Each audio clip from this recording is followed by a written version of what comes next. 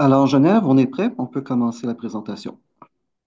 Bonjour, bienvenue à notre séance d'information virtuelle au Collège CDI dans le programme de techniques d'éducation spécialisée et techniques d'éducation à l'enfance. Bonne année 2025 à tous. J'espère que ça sera une année de résolution, de prospérité, de succès pour tous. Alors, nous allons tout de suite débuter avec un ordre du jour. Donc, un petit aperçu du collège CDI, la présentation du programme de technique d'éducation spécialisée. On va avoir le temps pour vous de poser des questions. La présentation du programme de pardon, excusez-moi. La présentation du programme de technique d'éducation à l'enfance, les raisons pour lesquelles vous devriez retourner aux études maintenant. Et on va avoir des salles de répartition, donc vous allez pouvoir poser vos questions aux conseillers aux admissions par la suite. Qui sommes-nous, le collège CDI? Alors, on est un des plus grands collèges en établissement privé au Québec. On a plus de 50 ans d'existence. Nous avons 22 campus d'un océan à l'autre, dont 4 au Québec, Laval, Longueuil, Montréal et Pointe-Claire. Et nous avons un éventail de programmes menant au DEP et à l'AEC.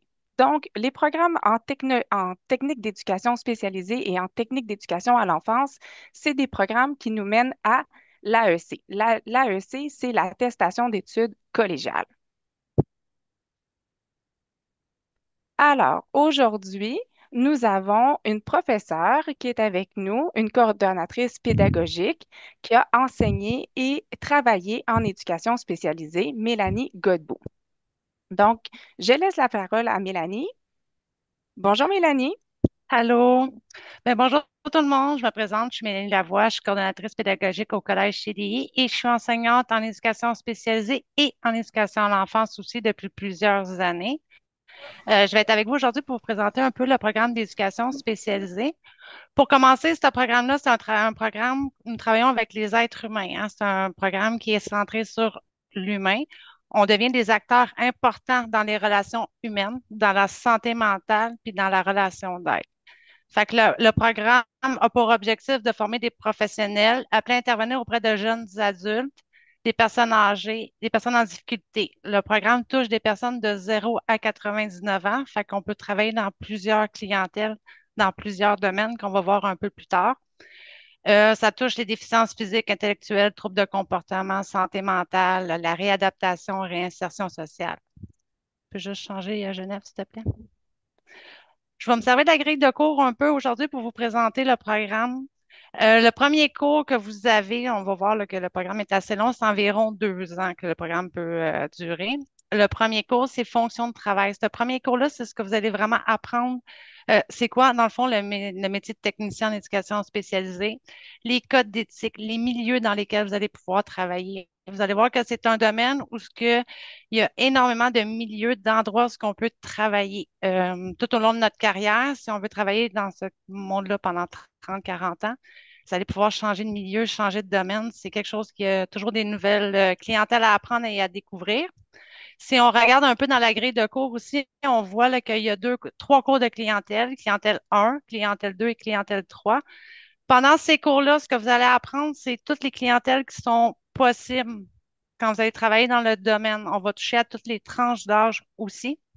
On va toucher à la santé mentale, la toxicomanie, les problèmes d'apprentissage dans les écoles, les problèmes de comportement, les gens de réinsertion sociale. On va travailler avec les familles, on va travailler avec les enfants, vous allez travailler avec les parents. Vous allez tout voir ça dans ces cours-là. Dans les cours d'activité d'intervention, on va apprendre à gérer des groupes parce qu'en éducation spécialisée, contrairement à l'éducation à l'enfance qu'on va voir un peu plus tantôt, on va plus se centrer sur une personne, aider une personne en relation d'aide. Donc, dans les cours d'activité d'intervention, c'est deux cours qu'on va pouvoir voir pour pouvoir travailler avec les gens autour dans le domaine. Fait qu'on a un qui est dans prévention, le premier, puis le deuxième qui est axé sur les comportements. Après ça, on va voir les cours de développement. Les cours de développement, il y en a deux aussi. Le premier cours va toucher les clientèles de 0 à 12 ans. Et le deuxième cours, on va voir le 12 ans à 99 ans. Fait que c'est vraiment séparé en deux parties. Et là, on va voir le développement typique de l'être humain. Fait que, de 0 à 99 ans, comment que la personne humaine évolue. Fait qu'on va voir comme le début, le bébé à l'âge adulte, le développement de l'autonomie qui se fait de plus en plus. Et par la suite, on va voir, comme la dernière période, qui est de l'âge adulte à la clientèle en personnes âgées, parce qu'on va toucher aussi les personnes âgées, toutes les problématiques des personnes âgées, l'Alzheimer, la démence, dans les difficultés d'autonomie aussi. Fait que ça, c'est des deux cours de développement qu'on va voir. Wow, Muti. Pardon? J'ai pas. Pa- Pardon.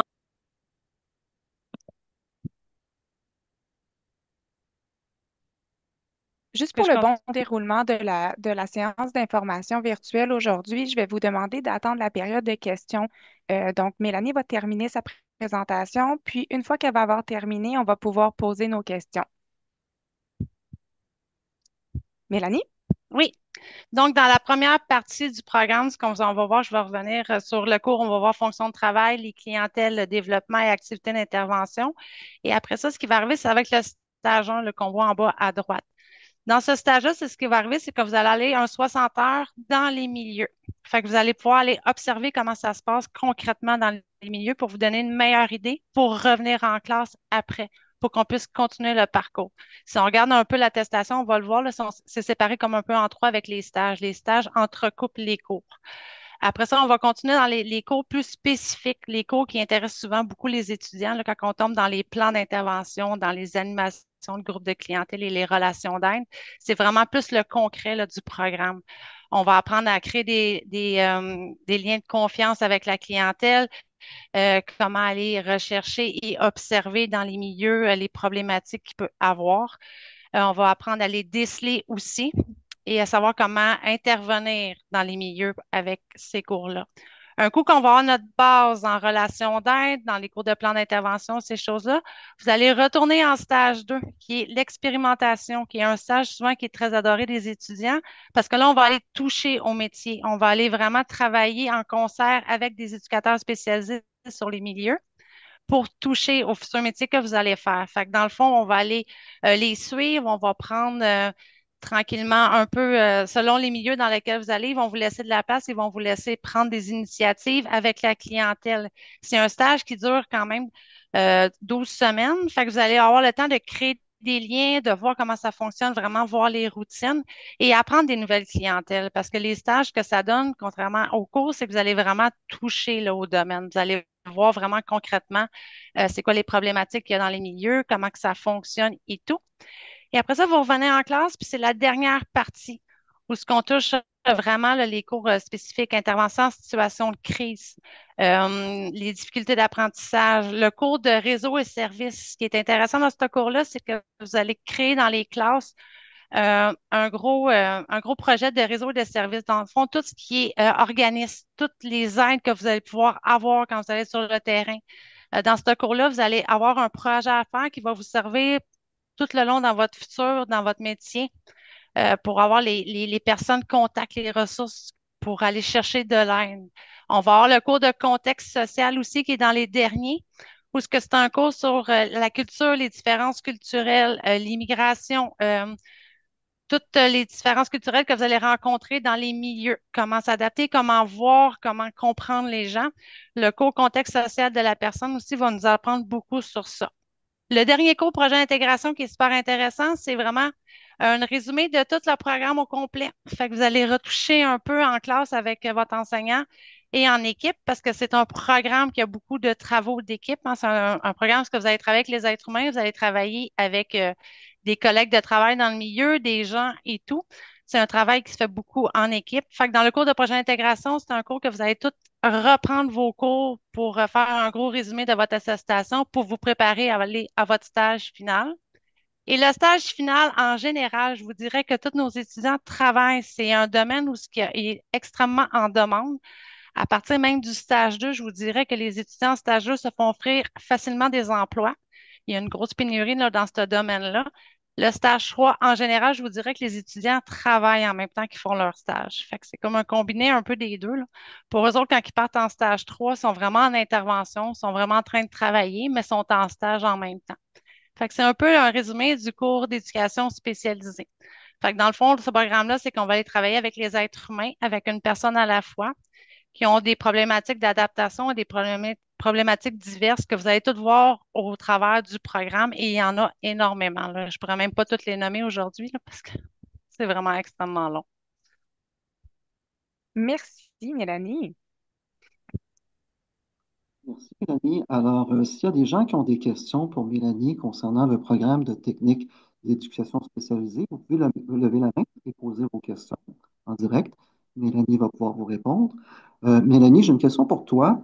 Oui, Euh, Quelles sont les qualités pour les personnes qui veulent travailler dans ce domaine-là? Est-ce qu'il y a des caractéristiques particulières qu'il faut posséder pour pouvoir euh, pour pouvoir travailler dans le domaine? pour travailler dans le domaine, ça prend premièrement beaucoup d'empathie. Il faut aimer travailler avec les gens. Il faut aimer créer des liens avec les gens. Fait qu'il faut avoir un petit côté social. Faut se connaître beaucoup de nous-mêmes. Pourquoi? Parce que si on se connaît beaucoup nous-mêmes et on est nous-mêmes, on va aller facilement vers les gens. Mais la plus grosse qualité, je dirais, c'est le côté social, la communication et avoir beaucoup d'empathie. Être capable de se mettre à la place des gens pour pouvoir mieux les aider. Et la patience aussi, ça, c'est sûr. Et pourquoi, qu'est-ce qui pourrait motiver quelqu'un à travailler dans ce domaine-là? Pourquoi travailler dans le domaine là, en 2025? En éducation spécialisée, ça dépend. Je vais je vais parler pour moi, hein, parce qu'il y a tellement de clientèle que je vous parlerai avec un autre enseignant puis vous dire autre chose. C'est vraiment le désir d'aider les gens. C'est d'aider les enfants, d'aider les personnes âgées, d'aider les adultes à améliorer leur sort dans leur vie. Fait ils ont des problématiques, que ce soit la toxicomanie quand on va dans les adultes, ça peut être même la réinsertion sociale. Je vais donner un exemple, quelqu'un qui a passé 10, 15 ans en prison et il veut sortir demain matin. Comment qu'on va faire, nous, pour les aider à réintégrer la société? Fait que c'est vraiment un désir d'aider, de faire un changement dans la vie des gens. De voir que si on suit, que ce soit un enfant ou un adolescent, on travaille avec lui, on voit qu'il réussit, on voit que ça fonctionne, on voit qu'il va de mieux en mieux. Je vous dirais que c'est ce qui m'a attiré puis qui m'attire toujours dans ce domaine-là, parce que même en tant qu'enseignant, on a un petit peu un côté d'éducateur spécialisé. Fait que c'est vraiment d'aider les gens, de faire une différence dans leur vie. Mélanie, si vous avez des questions, n'hésitez pas, vous pouvez les poser en direct ou les poser directement dans le chat, dans le clavardage. Une autre question, on parlait tantôt, Mélanie, tu parlais des milieux de travail, tu parlais des clientèles. Est-ce Oui. qu'il y a des milieux de travail ou des clientèles qui sont plus intéressantes pour les étudiants du Collège CDI? Est-ce que les étudiants du Collège CDI sont portés vers une clientèle spécifique ou vers un milieu spécifique? Honnêtement, c'est du un pour un et souvent, ils arrivent en classe avec une idée spécifique d'une clientèle, puis à force de connaître les cours de clientèle puis d'apprendre des nouvelles clientèles, ils vont changer d'idée. Les stages servent à ça justement parce que les 3 stages doivent être faits dans 3 clientèles différentes. Fait qu'ils vont découvrir des clientèles qu'ils ne connaissaient pas. Est-ce qu'il y a une clientèle meilleure qu'un autre? Non, ça va vraiment en fonction de la personnalité de ce que l'étudiant veut. Il y en a qui vont être attirés vers les personnes âgées, d'autres la clientèle adulte, ou souvent en fonction de leur vie personnelle, qui ont connu leur passé ou leurs enfants ou des choses comme ça, ils vont vouloir aller vers une clientèle ou vont changer en cours de route. C'est un métier que on peut passer 30 ans dans ce domaine-là, puis on peut se promener dans le scolaire, on peut aller dans les CLSC, on peut aller travailler dans les hôpitaux, on peut aller travailler dans les prisons, on peut aller travailler dans les ressources, les CIUS, les centres communautaires, l'itinérance à Montréal aussi, c'est une autre clientèle. Donc, ça dépend vraiment de chacun. Il y a une clientèle qui est faite pour chaque personne, puis le programme sert souvent à ce que l'étudiant trouve sa voie et dans laquelle il veut s'en aller. À quelle clientèle, lui, il veut travailler ou elle. Bien, on peut commencer avec une clientèle, on peut commencer sa carrière avec une clientèle spécifique et changer, ou peut-être Oui, travailler avec les enfants pendant quelques années, travailler avec les personnes âgées, ou travailler avec les personnes qui ont des difficultés d'adaptation. On peut changer, on peut on structurer. peut changer. Souvent, c'est en travaillant dans un domaine, si on rencontre, je sais pas, un adolescent qui a un problème plus de la dyslexie ou quelque chose de plus spécifique, ça va venir nous chercher en tant que personne. Fait qu'on va, on va vouloir s'en aller plus travailler vers là mais les possibilités sont infinies. On peut travailler en éducateur spécialisé, on peut travailler juste dans une école, juste dans une ressource, comme on peut aller travailler pour son travail pour la protection de la jeunesse. Juste là, on peut travailler directement dans les unités, mais on peut même aller travailler dans les familles. Fait on peut sortir, aller se promener de famille en famille pour aider les familles dans ça. Ça, c'est une autre clientèle qu'on peut faire. Et là, on en envoie toujours. C'est un métier qu'on apprend toujours. En l'expérience, on apprend, on voit des nouvelles choses. Fait qu'on peut se promener. J'ai des enseignants qui ont fait 5, 6, 7, 8 clientèles différentes parce qu'ils aiment ça. Puis ils avaient envie de changer, là. C'est un plus. On ne plus jamais, finalement. Pardon, je m'excuse, j'ai vraiment de la misère à t'entendre, François. On ne s'en plus jamais, on peut faire beaucoup de choses. Là.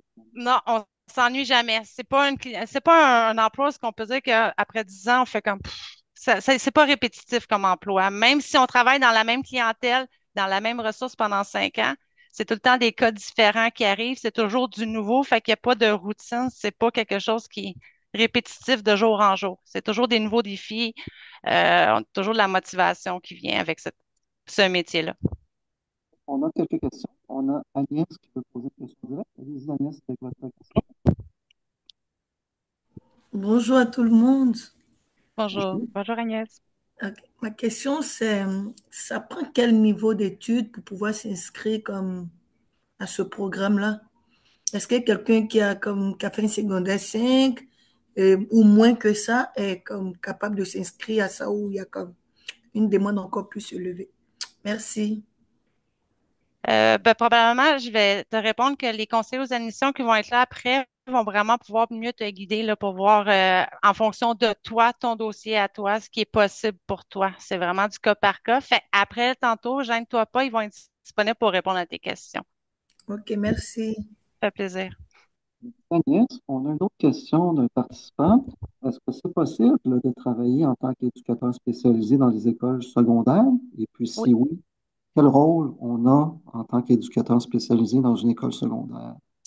On peut travailler dans les écoles secondaires comme dans les écoles primaires. Le rôle dans les écoles secondaires, il y a deux types d'éducateurs spécialisés. Tu as l'éducateur spécialisé qui va s'occuper des jeunes en général dans l'école secondaire, dépendamment de la grosseur. Des fois, il y en a juste un, des fois, il y en a deux, des fois, il y en a trois, qui va se promener de classe en classe, puis qui va aller agir là, comme intervenant quand il arrive quelque chose, une problématique.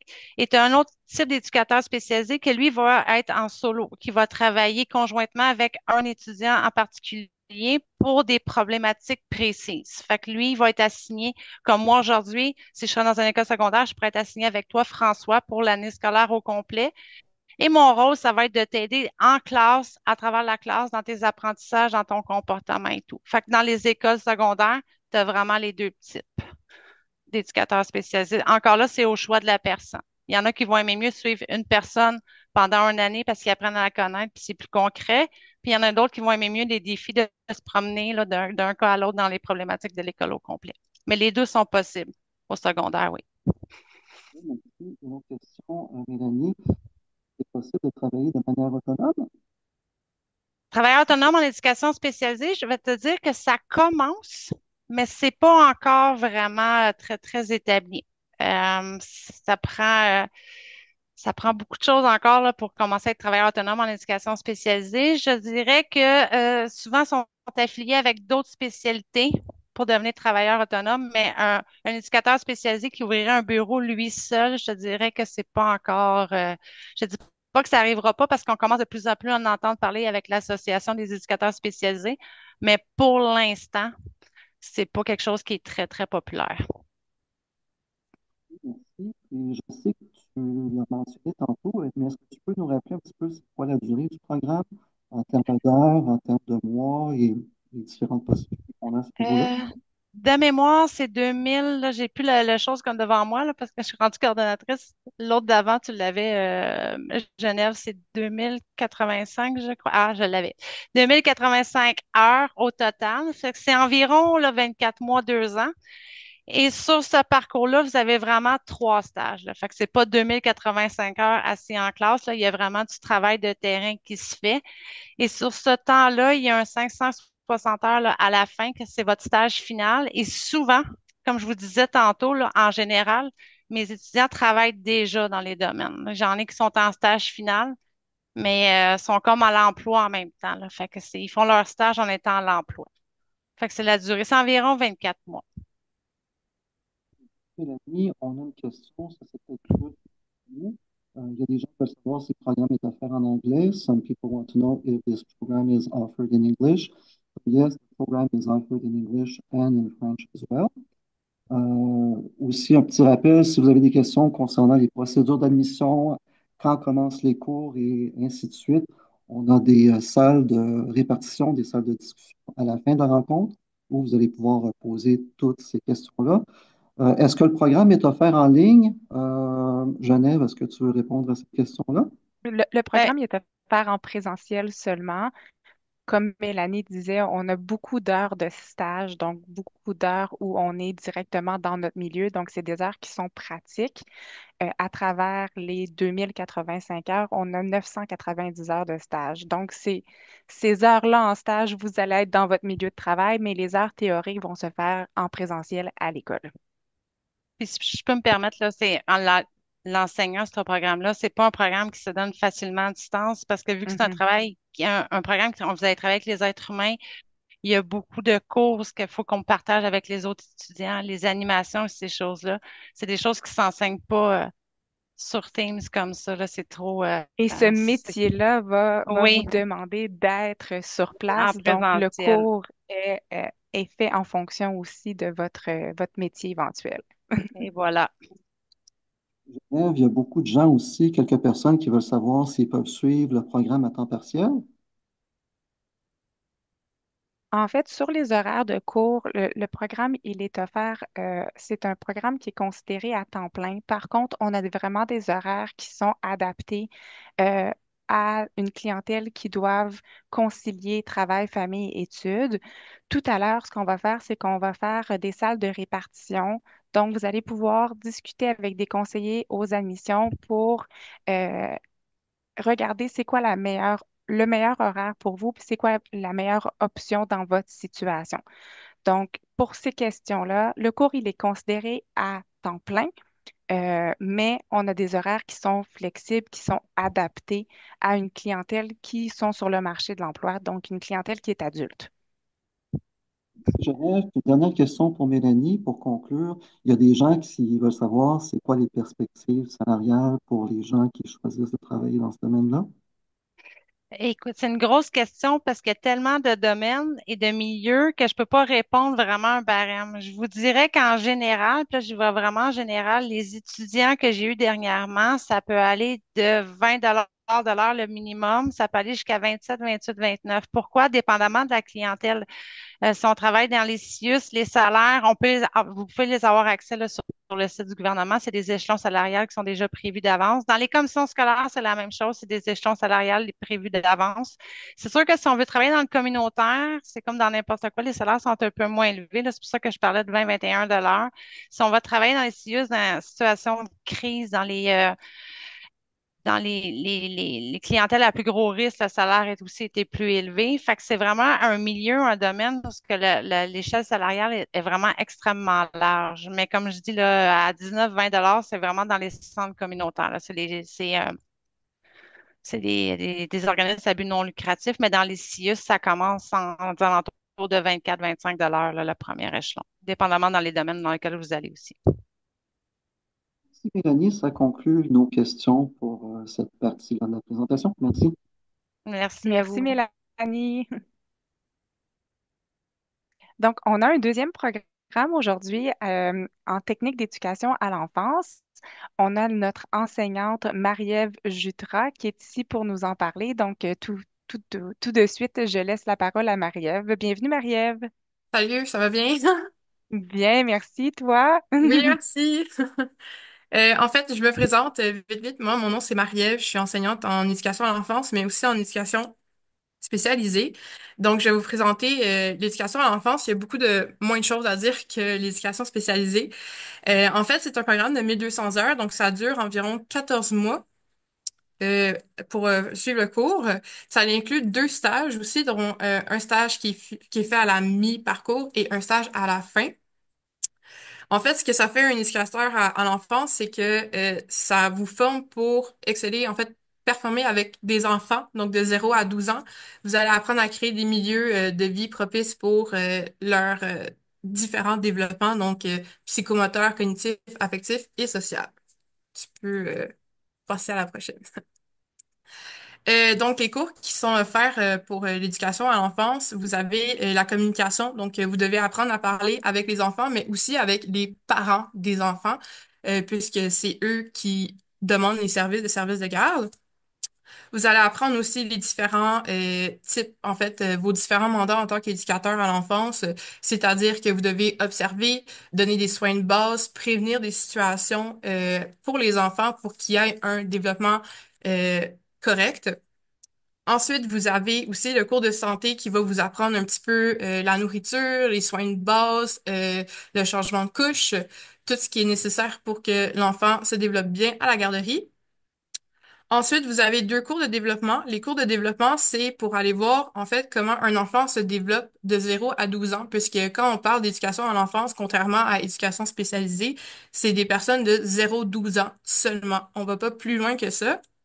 Donc, vous pouvez travailler dans les garderies ou au service de garde dans les écoles jusqu'au primaire. Donc, on va aller voir vraiment un développement typique chez les enfants de 0 à 12 ans. Ensuite, vous avez comment noter les observations parce que aussi dans un de vos devoirs en tant qu'éducatrice à l'enfance, vous devez faire des portraits de vos enfants. Donc, à chaque année, 2 fois par année, le gouvernement vous demande de faire des portraits. Donc, ça va juste de noter des comportements que les enfants ont et qui est nécessaire. Est-ce qu'il y a peut-être une difficulté en quelque part qu'il va falloir travailler plus tard? Vous avez aussi le cours de sécurité en milieu de travail. Pour le cours de sécurité, ce qui est intéressant, c'est que le collège vous donne la carte RCR, donc la carte pour les réanimations cardiaques et, je m'excuse, voyons, les allergies sévères, je m'excuse, qui se passent aussi à la garderie. Vous avez aussi un cours pour développer une relation significative avec un enfant puisque vous êtes l'agent principal qui voit le plus longtemps dans sa journée quasiment parce que vous remplacez un peu, si vous voulez, le parent parce que vous êtes là 8 heures de temps la plupart du temps avec eux. Donc, vous allez apprendre aussi à développer ça et vous allez partir à votre premier stage. Votre premier stage, c'est un stage d'initiation de 4 semaines. Donc, vous allez passer 4 semaines à participer à la vie commune avec les enfants et à l'éducatrice. Vous allez avoir des tâches, animer des petites activités avec eux aussi. Donc, c'est vraiment juste pour se mettre un petit peu les pieds dans l'eau puis apprendre un peu plus sur le métier. Ensuite, vous revenez en classe et vous allez tomber un petit peu plus dans le pratique. Donc, vous allez commencer à développer un petit peu plus votre créativité pour créer des activités, des chansons, des coins de jeu pour les enfants. Vous allez aussi apprendre à comment développer l'autonomie d'un enfant parce que quand ils sont petits, ce qu'on veut, en fait, c'est qu'on développe l'autonomie le plus rapidement possible parce qu'ils s'en vont à l'école. Et ensuite, vous avez 3 cours d'intention éducative pour chaque groupe d'âge, donc 0 à 2 ans, 2 à 5 ans, 5 et 12 ans.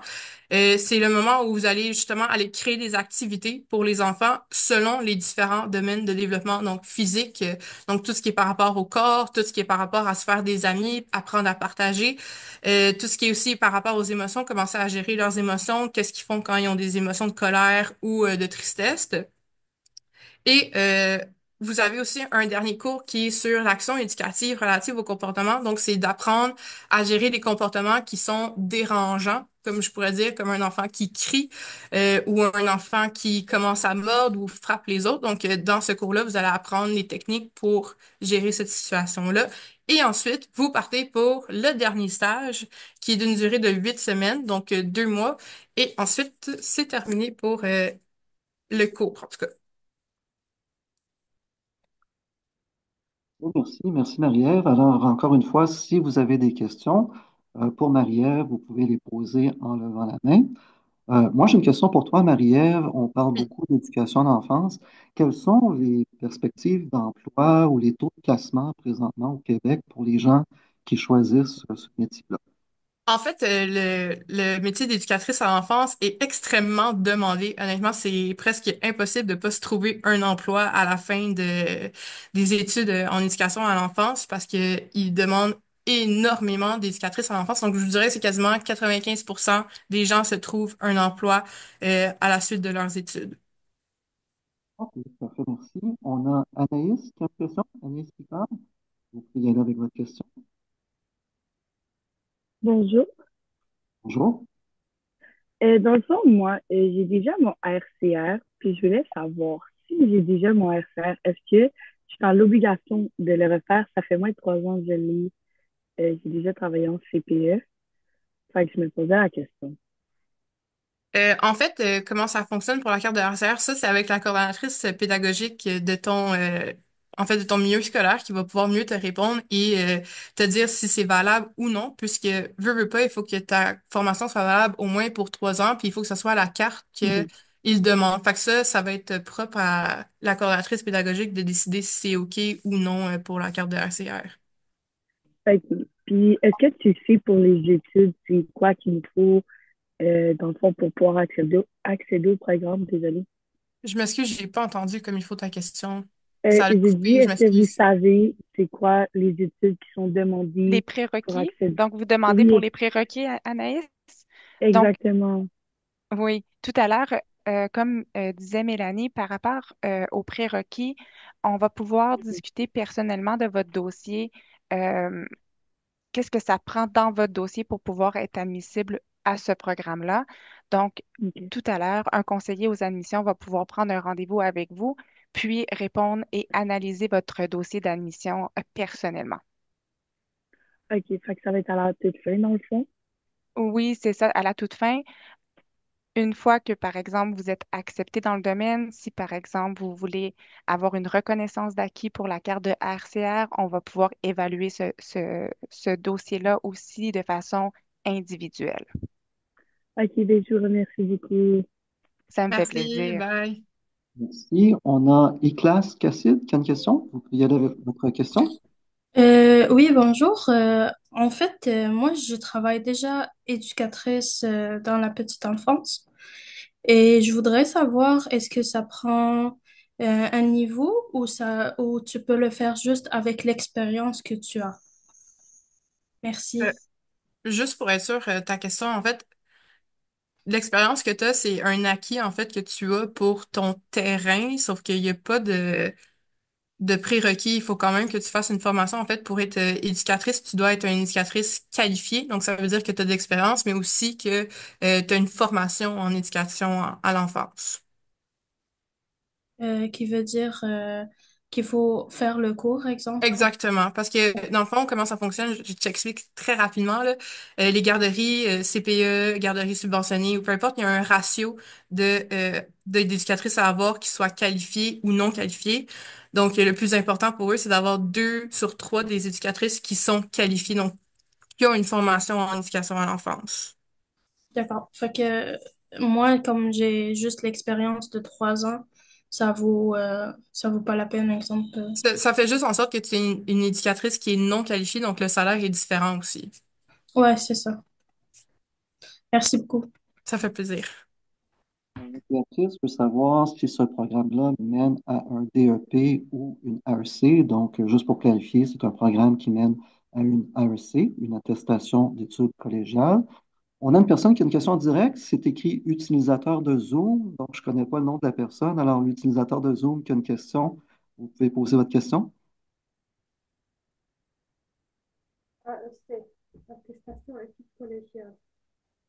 On ne vous entend pas bien, cependant.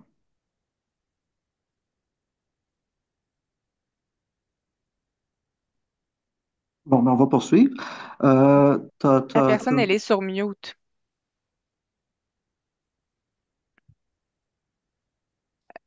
Est-ce que vous aviez une question? Oui, désolée. Parfait. Je voudrais savoir, est-ce que c'est maintenant qu'on devrait poser la question, le coût du cours ou c'est plus avec les administrations plus tard? Ça va être avec les conseillers aux admissions par la suite. Ok, parfait, merci beaucoup. Ça fait plaisir. Ariel, j'ai une autre question pour toi. Tu nous Oui. as fourni un aperçu du programme tantôt. À ton avis, c'est quoi le point fort du programme de technique d'éducation à l'enfance qui est fourni par le Collège CDI? Je trouve qu'un des points forts quand même, c'est que vous voyez, en fait, vous développez beaucoup, beaucoup votre créativité. Puis dans les cours, ce qui est le fun, c'est que vous allez développer une tonne d'activités que vous allez pouvoir utiliser sur le terrain. Vous avez des banques et des banques d'activités qui vont vous être fournies, même que chez plusieurs étudiants, ce qu'ils faisaient dans leur projet, c'est qu'ils se partageaient leurs projets. Donc, il y avait encore plus d'activités à faire et à développer avec les enfants. Je te dirais que c'est un des plus grands points forts pour le programme d'éducation à l'enfance. Et on a Roselyne. Roselyne Scott, vous avez une question pour Marielle? Yes, Allez-y. hello. Good afternoon, everyone. We have asked many times into the chat if there's an English program. No one have responded to a question. Is that in English or is only in French? Thank you so much. Le programme est I offered. can take this one, Francois. Roselyne, I think Francois mentioned it earlier that yes, the both programs are offered in English. At the end of this presentation, you can stick around. There's going to be admission counselors there to answer all your questions. You're going to be able to ask them also in English, okay? Thank you so much. I wasn't aware because I jumped in a little late. Thank you so much. No Appreciate worries, it. of Mhm. course. Merci, thank you. Fiola, Antoine, vous avez une question pour Marie-Ève? Oh oui, bonjour. Je voulais savoir, en prenant ce cours éducatrice spécialisée, euh, est-ce que après, si on veut aller à l'université, est-ce qu'ils ont accepté attestation collégiale à l'université? Est-ce que je veux juste vérifier parce que tu as dit éducatrice spécialisée, sauf que moi, c'est éducatrice à l'enfance. Éducatrice à l'enfance ou éducatrice spécialisée, il y a toujours l'option d'aller à l'université, sauf qu'il va falloir quand même que tu fasses tes prérequis pour aller à l'université. Donc, ça va prendre certains cours probablement, mais tu vas pouvoir quand même aller faire des certificats, ça, il n'y a pas de problème. OK, merci. De Donc, ce rien. qu'il faut mentionner par rapport à l'attestation d'études collégiales, donc c'est un programme qui vous mène directement sur le marché de l'emploi.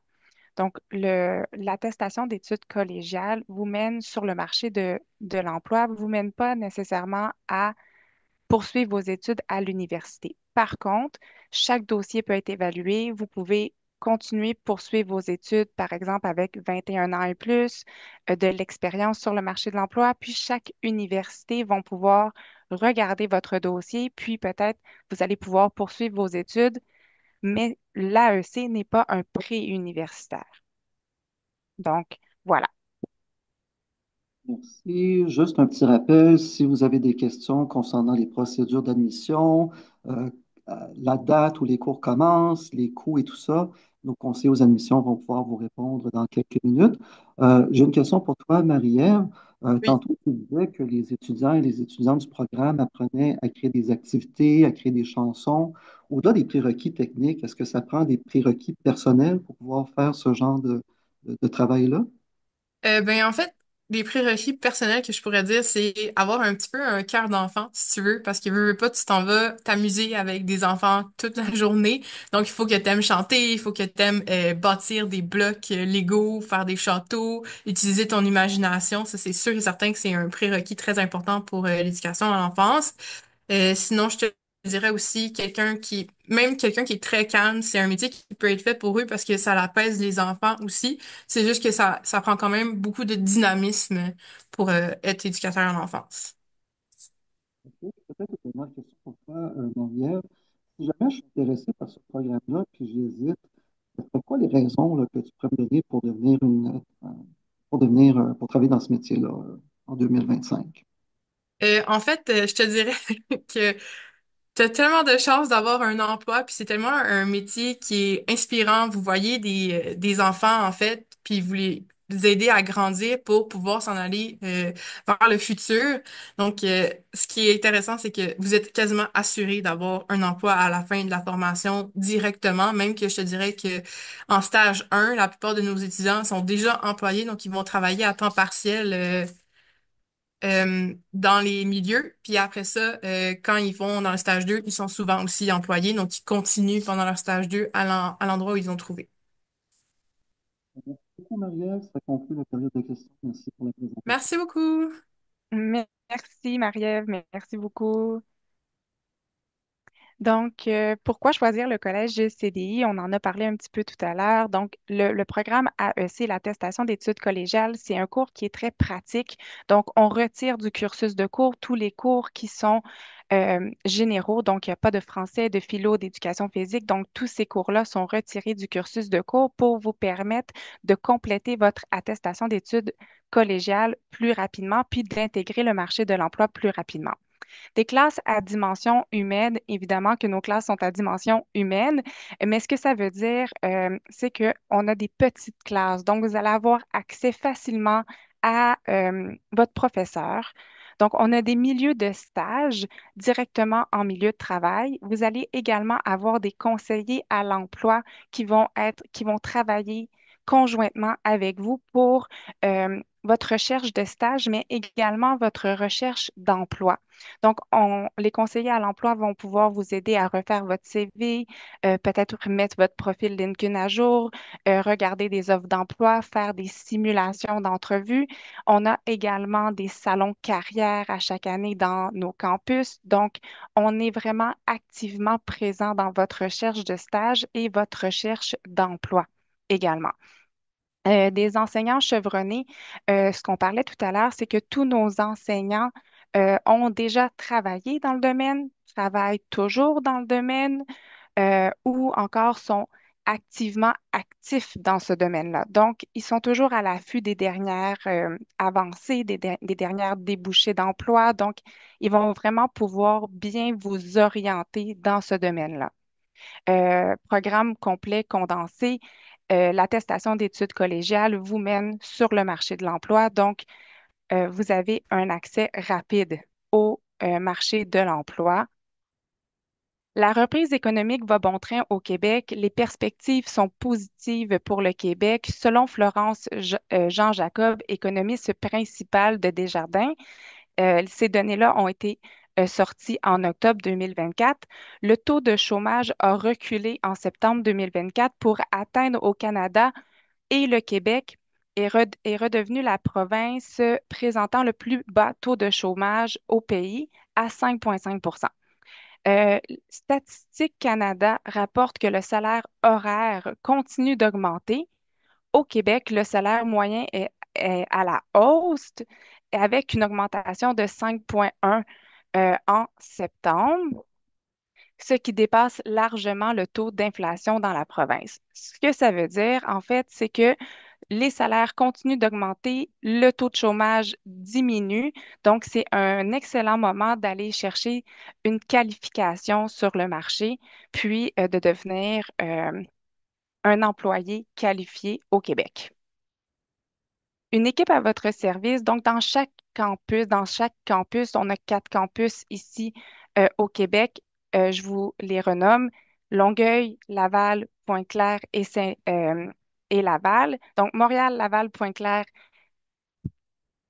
et Saint-Léonard. Donc, j'en avais 5 en tête. Une équipe à votre service. Donc, on a un directeur de campus, on a des enseignants, des conseillers aux admissions qui vont pouvoir répondre à vos questions tout à l'heure. Le service aux étudiants, donc si vous avez des questions, vous avez des besoins particuliers durant votre formation, on a un service aux étudiants qui est là, qui est disponible pour vous. Et on a un service d'aide au placement. Donc, le service d'aide au placement, je viens d'en parler tout à l'heure, vont être là dans votre recherche de stage, mais également dans votre recherche d'emploi.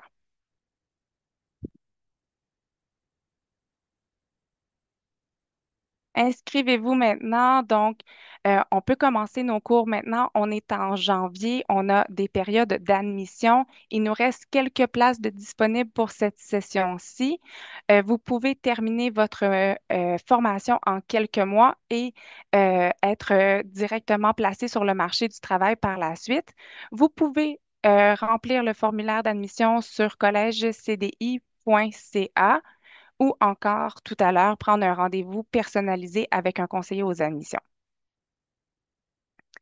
Vous pouvez nous suivre sur toutes les plateformes. Donc, on est sur Facebook, Instagram, Twitter. Donc, vous pouvez rester connectés, nous suivre. On a plusieurs séances d'information virtuelles sur nos programmes. On a des événements portes ouvertes. On a des fois des petits tirages, des bourses d'études. Donc, restez connectés, suivez-nous directement sur les plateformes, les différentes plateformes. Donc, pour ceux et celles qui ont des questions, qui veulent poser des questions plus personnalisées à des conseillers aux admissions, on va avoir des salles de répartition. Donc, restez avec nous. On a des conseillers aux admissions qui sont là pour répondre à vos questions. Je vous souhaite une très belle fin de journée. François? Oui, merci beaucoup, Genève. Alors, comme Genève le mentionnait et comme on l'a mentionné un petit peu plus tôt dans la présentation, on a des salles de répartition. Ce sont des salles dans lesquelles vous pouvez poser toutes vos questions, les questions auxquelles vous n'avez pas obtenu réponse jusqu'à maintenant. Donc, pour accéder aux salles de répartition, vous le voyez